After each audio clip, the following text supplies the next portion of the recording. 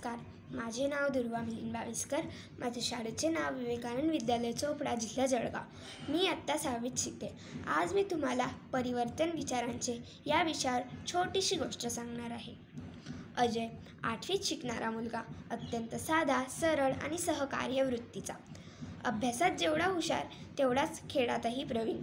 जसा मैदान गाजवायचा तसा वर्गातल्या मुलांच्या अभ्यासातल्या अडचणी सोडवायला एका पायावर तयार असायचा.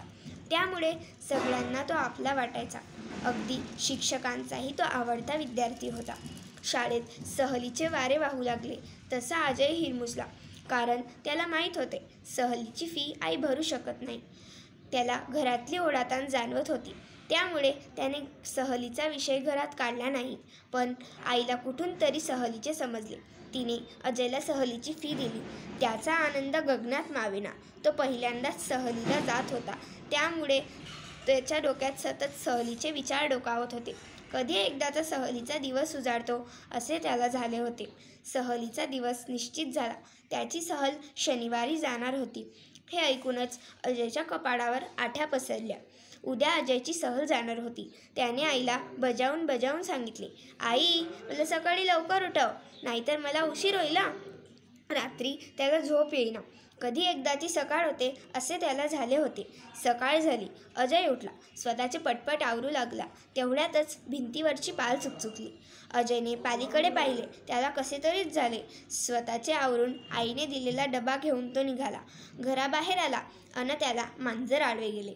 परत एकदा त्याचे मन खट्टू झाले. आपली सहल नीट पार पडेल का या विचारात अजय शाळेत पोहोचला. बस आलेली होती. मुलांमधला उत्साह ओसंडून वाहत होता. सहलीच्या प्रवासाला सुरुवात झाली.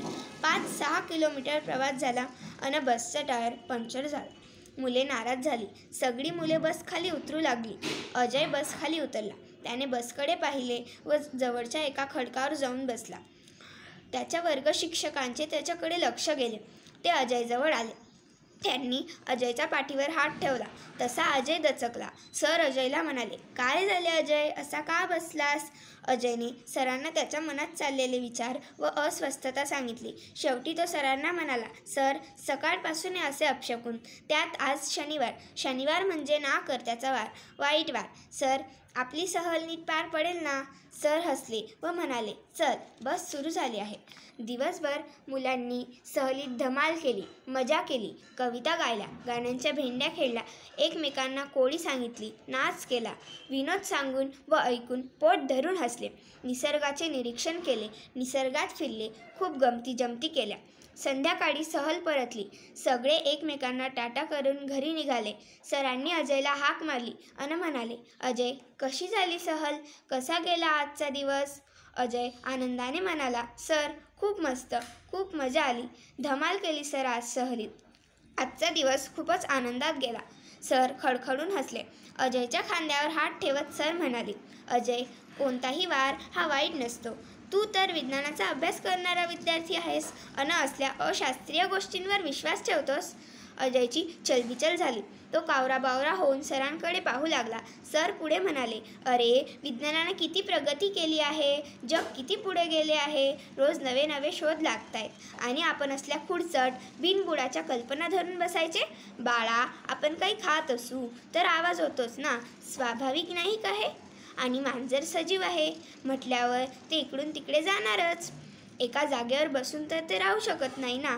तिच्या येण्या जाण्याने आपल्याला कसला अडथळा येऊ शकतो? बसच्या टायरला काही अनखुचीदार रुतले तर बस पंक्चर होते, हो की नाही? अपशकुन वगैरे काही नसते. आणि बरं का बाळा, सगळे दिवस वार चांगलेच असतात. मी तर म्हणेन, ज्या दिवशी आपण वाईट काम करू, दुसऱ्याला त्रास होईल असे वर्तन करू किंवा दुसऱ्याची मने दुखवू, तो दिवस, तो वार वाईट म्हटला पाहिजे. समजले का? अजयच्या डोक्यात लख्ख प्रकाश पडला.